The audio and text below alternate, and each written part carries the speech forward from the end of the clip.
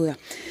Vamos a tocar otro tema también, porque a propósito de que se acerca ya el momento en que el señor Donald Trump empiece a gobernar en los Estados Unidos, dado que es el presidente electo, hay información reciente que señala que él va a perseverar con esta idea, que además es un plan que ofreció durante la campaña para deportar a todos los inmigrantes desde el primer día. ¿Qué implica esto? Hay algunos países que se han pronunciado señalando que esto es inviable. Algunos especialistas dicen, pero esto es imposible. Él, en cambio, parece en una entrevista reciente en un medio de comunicación haber sostenido que sí, que lo que ha prometido lo va a cumplir, teniendo en cuenta que hay una gran cantidad, por ejemplo, de personas de origen latino en situación de ilegalidad. Queremos conversar con el doctor Óscar Esquiapapietra, licenciado en Derecho y abogado de la Universidad de San Marcos, y además magíster en Gestión Pública, sobre este punto. ¿Va a ser viable realmente? Es decir, el señor Donald Trump asume la presidencia y al día siguiente puede empezar a deportar personas que en principio no se sabe tampoco dónde están, porque no es que todos los ilegales estén al alcance de las autoridades necesariamente listos para subirse al bus de la deportación. Así es. Mávila, Fernando, muy buenos días.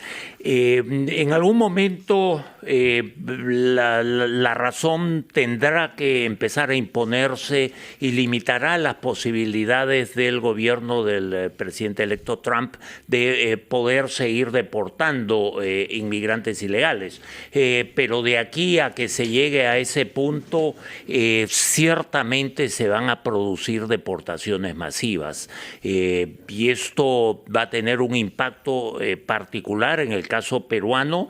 No hay estadísticas, pero entre 500,000 o 1,000,000 de nuestros compatriotas están en situación migratoria irregular en los Estados Unidos. Independientemente de las cifras, esta es una situación gravísima y desgarradora.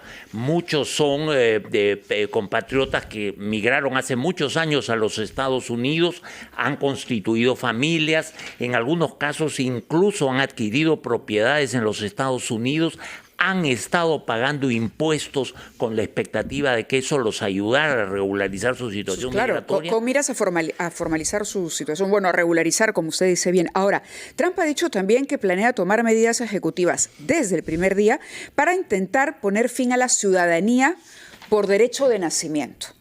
Y esto es, en el marco de la reflexión que usted ha hecho, también preocupante, porque nos ponemos en el caso de muchas familias hoy constituidas, radicando en Estados Unidos, mujeres que están en este momento embarazadas, ¿no? Que tienen otros hijos que ya son ciudadanos americanos, pero el que tienen ahora por llegar no va a poder ser, es decir, ¿cómo vamos a resolver el problema social, ¿no? Del tejido en Estados Unidos, el tejido demográfico en Estados Unidos?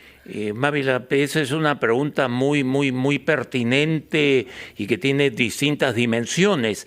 El tema es de carácter constitucional y en mi opinión va a ser muy difícil que logre Donald Trump, no obstante tener mayoría en ambas cámaras del Congreso. ¿Eso pasa por una reforma de la Constitución americana? En efecto, pasa por una reforma de la Constitución, lo que en derecho se llama el principio ius soli, es decir, de la nacionalidad de acuerdo al territorio donde uno ha nacido, se aplica en el caso de Estados Unidos. Va a ser muy difícil una reforma constitucional, pero el solo hecho de que esto se esté discutiendo ya es en sí mismo gravísimo. Es algo que va a contribuir a generar un clima xenófobo contra los inmigrantes, más del que ya existe en este momento. Va a dividir familias, como usted bien anota, no solamente alrededor del tema formal de que unos tengan la nacionalidad estadounidense y otros hijos no, sino eventualmente permitiendo la deportación de padres cuyos hijos son ciudadanos estadounidenses, ¿no? Rompiendo la unidad familiar, que es un principio básico de derechos humanos y de política migratoria en cualquier parte del mundo, ¿no? Permítanos ir, por favor, a una pausa. para escuchar a los anunciantes de RPP, después de la cual quisiera que nos dé, en la medida de lo posible, algunas cifras, porque se habla de un total de 11 millones, por lo menos 11 millones de extranjeros indocumentados en Estados Unidos, que tengan o no hijos norteamericanos. Y parece que el monto que hay que invertir para deportar a toda esa gente es muy considerable y no está todavía a la disposición del Ejecutivo. Nos dirá usted qué es lo razonable ante una situación de ese tipo, que además tiene un impacto sobre el mercado laboral en los Estados Unidos. Vamos a hacer la pausa entonces y retomamos nuestra conversación con el señor sobre un tema que va a concernir a una buena cantidad de peruanos establecidos ilegalmente en los Estados Unidos, porque el presidente electo Trump no ha ocultado su intención de deportar a todos los extranjeros ilegalmente establecidos en ese país, tengan o no hijos nacidos ahí y en consecuencia norteamericanos. ¿Cuánto cuesta esto? Es una operación que genera un problema presupuestal complicado y que va a tener un impacto laboral en algunos sectores y en algunos estados donde la mano de obra, sobre todo agraria, es extranjera e ilegal. Así es, Fernando. Todo lo que ha señalado es absolutamente cierto. Va a ser una operación demasiado costosa y ese es uno de los elementos que en algún momento puede llevar a frenar su despliegue. Pero usted ha dicho algo interesante, él tiene mayoría en las dos cámaras. En las dos cámaras. Y el propio designado SAR, ¿no?, ya anunció que va a pedir un presupuesto adicional para llevar a cabo esta operación. Así es. Sí, a eso hay que sumarle la complejidad logística. Tom Homan. Tom Homan, en efecto, que es alguien con un discurso muy radical en esa materia. Ahora, quienes no sean inmediatamente deportados muy probablemente vayan a ser internados en campos de detención administrativa, una suerte de campos de concentración un poco mejores, por periodos indeterminados hasta que logísticamente puedan ser deportados. Ahora, ¿qué pasa con los permisos de personas que tienen, por ejemplo, permiso para estudiar o para trabajar? Eso se tiene que respetar. En principio sí, seguramente van a querer introducir algunas restricciones legales.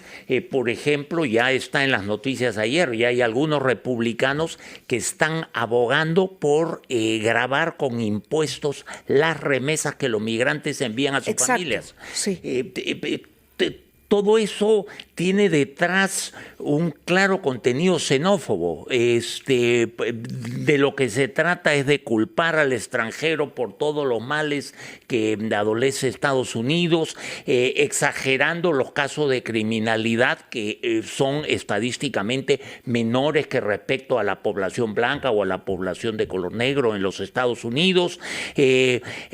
Todo esto va generando un escenario en el cual incluso los compatriotas que puedan permanecer ahí van a estar pues sujetos a una presión social y eventualmente legal. Ahora, espantosa. hay un aporte a la economía de los Estados Unidos sin duda de esta población. Usted acaba de decir, pagan impuestos, adquieren propiedades. ¿Cuánto va a ser el impacto? Porque por ahí también habría que evaluar. Así es, en efecto. De hecho, ese es otro de los elementos que en algún momento va a tener que llevar al señor Trump a limitar esta promesa descabellada. Alrededor del 30% de los trabajadores agrícolas en Estados Unidos son migrantes ilegales. Más o menos una proporción ligeramente menor son trabajadores del sector construcción. Entonces, esto tendría un efecto devastador sobre la propia actividad económica estadounidense, generaría inflación, etcétera. Claro, acá hay una nota de la BBC sobre el mercado laboral norteamericano. Dice, los indocumentados representan cerca del 5% de la fuerza laboral en Estados Unidos. Claro, la lógica nos dice que debería contemplarse estos temas o debería meditarse sobre esto y el impacto que va a tener, ya no digo solo para los ilegales, sino para la propia economía, para la propia sociedad norteamericana. Cuando hablamos de Perú, ¿existen estadísticas para hablar de la población peruana que se encuentra en esta situación o familias que se encuentran en una situación mixta?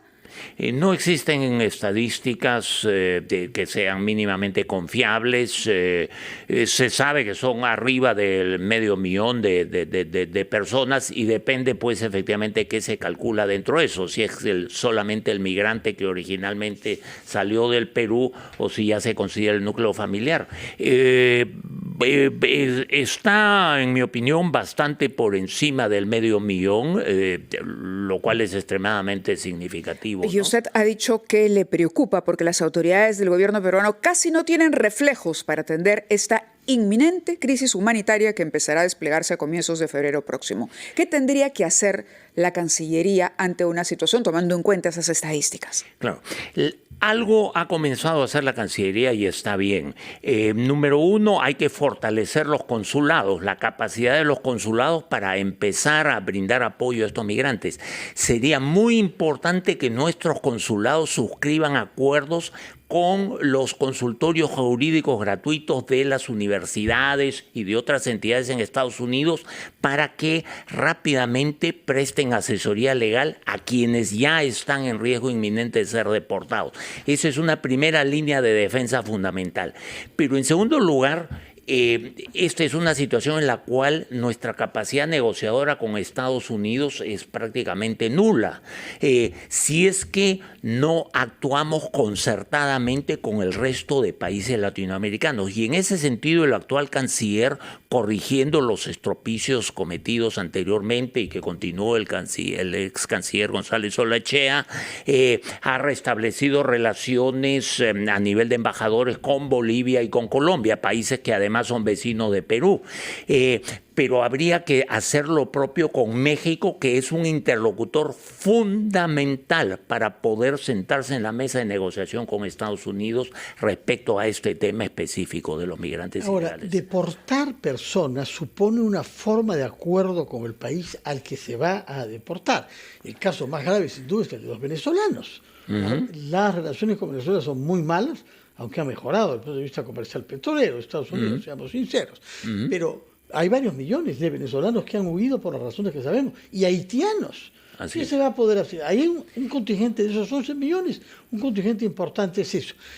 Cubanos no es el caso, porque todos tienen derecho, sientan directamente ahí. Pero venezolanos y haitianos, ¿qué va a suceder? ¿Cómo se coordina? Y en el caso del Perú, si quieren deportar a 100.000 peruanos, hay que coordinar con el Estado peruano.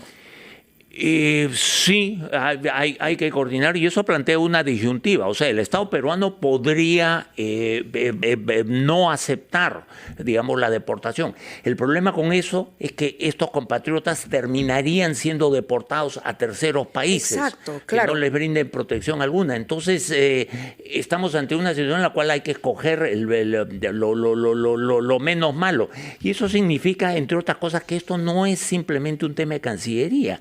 Ya el Ministerio de Desarrollo e Inclusión Social debiera estar diseñando un programa específico para acoger a estos compatriotas. Muchos de ellos van a llegar a Lima, no van a tener siquiera un techo donde pasar la noche, no van a tener un plato de comida, van a estar en una situación de absoluto desamparo, en algunos casos desvinculados de su familia que se va a quedar en Estados Unidos, sea porque los hijos son estadounidenses o por cualquier otra razón.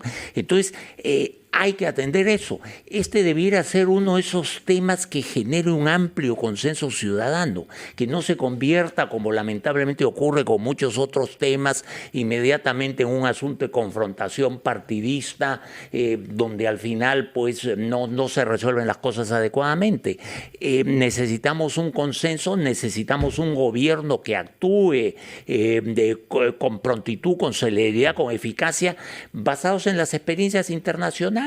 O sea, hay mucha experiencia acumulada, particularmente en América Latina, que nos puede ser muy útil, y la concertación con otros países latinoamericanos, que es un tema fundamental, ¿no? Oscar Schiappa-Pietra, especialista en gestión pública, muchas gracias por alertarnos sobre esa situación, de hacernos comprender la magnitud del problema que hay en Estados Unidos y que repercutirá sobre los países de origen de esos inmigrantes clandestinos que hay en Estados Unidos. Se calcula que 11 millones en total. Así es, aproximadamente. Y usted ha calculado eventualmente alrededor de 500.000 peruanos de esos. Arriba de 500.000. Arriba de 500.000. Bueno, muchas gracias por estar con nosotros.